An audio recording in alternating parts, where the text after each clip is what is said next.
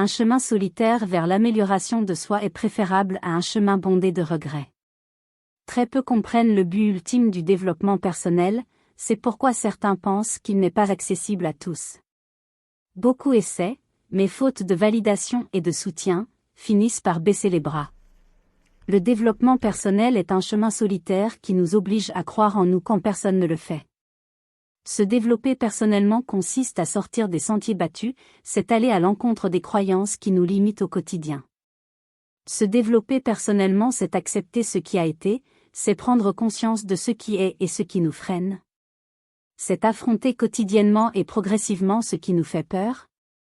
C'est finalement se concentrer sur ce qui compte vraiment. C'est se concentrer sur ce que nous pouvons entreprendre pour améliorer progressivement la qualité de notre vie. Le développement personnel est un voyage solitaire, parce qu'à la fin de la journée, peu importe votre passé, pour avancer vous devez avoir une conversation honnête avec vous-même, afin de mettre le doigt sur ce qui vous empêche réellement d'avancer et trouver les solutions qui vont nous aider à améliorer progressivement notre condition. Peu importe votre passé, une fois adulte, vous devenez responsable de votre vie, et pour avancer et ne pas laisser les démons du passé avoir continuellement le dernier mot sur votre vie, il est important que vous preniez conscience des schémas comportementaux que vous répétez quotidiennement et qui vous empêchent de devenir la personne que vous êtes capable d'être. Chacun peut y arriver, mais cela nécessite des efforts et une implication personnelle permanente. Et si vous ne pouvez pas y arriver tout seul, n'hésitez pas à solliciter l'aide d'un spécialiste. La vie que vous voulez avoir, c'est vous qui allez la construire, ce n'est personne d'autre. Les gens vont peut-être vous aider, mais c'est vous qui devez faire le nécessaire pour y arriver. Ce ne sera pas facile tous les jours, mais il va falloir apprendre à mettre un pas derrière l'autre jusqu'à ce que vous y arriviez.